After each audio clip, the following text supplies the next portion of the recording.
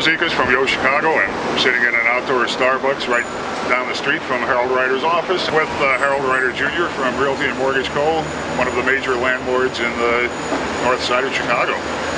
Hi there. Let's say that I'm a young person, I'm moving to Chicago, I've never been here before, and I'm completely unfamiliar with the process of finding an apartment here. If I had previously lived in New York, I might expect to have to pay a broker fee to rent an apartment. Is that the case in Chicago?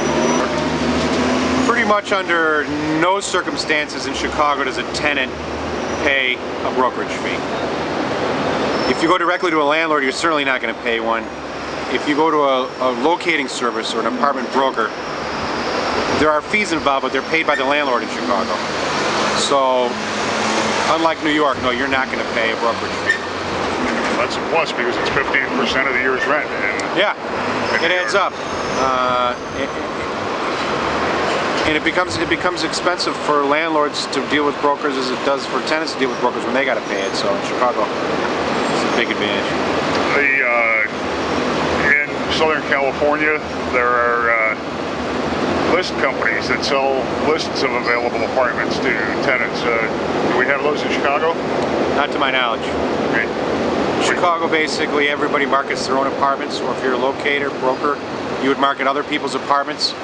But a lot of the stuff that's being rented here in Chicago now is being done on the internet anyway, with Craigslist or the Reader online, or even Google or Facebook. We're pretty much everybody's going that way at the moment. We're not having lists published. Or what do you recommend as sources for people to look at? You mentioned Craigslist. Is that a good one? I think so. My biggest problem with Craigslist is it's difficult to have the best assortment of apartments because they trend down, they get buried so fast. So even if you're shopping every day, you're really only looking at the top 10 that get posted every, 25 seconds of the day. So I don't know if it's the best place to look, but it is convenient. I like to go to individual management company websites because that gives you a list of everything that they have available, and I think you get a better range of apartments to view. How far in advance should people be looking for an apartment? I always recommend 60 days. 60 days to begin? I think so, because at least within our firm, we have our apartments start getting marketed 60 days in advance. So you know which ones are renewing, which ones are not? Correct. So at that point, that's when you have your best selection, because that's when everything's going to get out there. As you start getting closer to the actual move-in date, apartments start getting rented, and it's, as you might suspect, the best ones always get rented first. So your selection starts getting slimmer, and all the best ones have been cherry-picked out. It's not to say we don't have a lot of good apartments still, but I think if I was a renter, I'd look earlier as opposed to later. But more than 60 days in advance is too far, because everybody's not going to know what they've got. Rental prices in a prime area like Lincoln Park, what would somebody be looking at as a rough range for, say, a studio, 1 bedroom, 2 bedroom? It's a tough question to answer because there's a wide variety of apartments in Lincoln Park. You can have what I would call a meat and potatoes apartment, which is well located but no bells and whistles, maybe very small, but it provides the kind of environment that a student might need or somebody on a fixed income.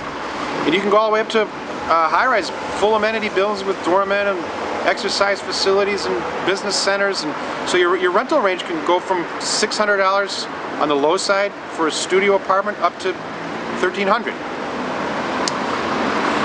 It really depends on what sort of a living environment you want to be in and what you can afford. Oh, I would want to be in Lincoln Park because it's a great environment almost anywhere you are. That's true. So yeah. My recommendation to people would be to look for the environment, get the best environment, and don't expect the best apartment in that environment. Right.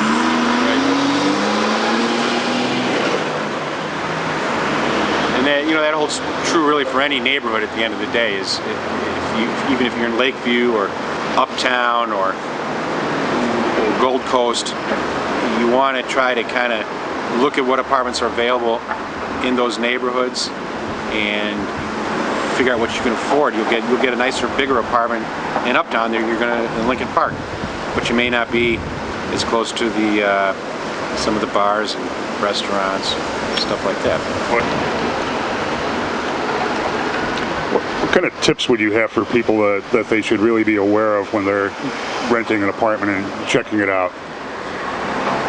One of the biggies for me is if you're going to rely on public transportation, which a lot of people, when they live in the city, they should, is to ride whatever route you're going to take, whether it's a bus or a train, before you rent an apartment. Because a lot of times, especially if you're unfamiliar with the way Chicago's subway system works, you can end up on the wrong line and have to ride it all the way downtown to the loop, make a transfer, and then come back out. A perfect example is if you need to get to the airport and you live on the red or the brown line instead of the blue line, which is the one that goes out to O'Hare. You wouldn't know that if you didn't know the fact that the blue line and the brown line don't hook up easily. You can always take a bus over there, but it's going to add time to what you thought was going to be an easy commute. Okay. And you can't always rely on whoever's giving you information. Best to check. Sometimes people say, hey, you're right on the subway here, and that may be an accurate statement. The problem is the subway isn't necessarily headed in the direction that you're going without making it difficult.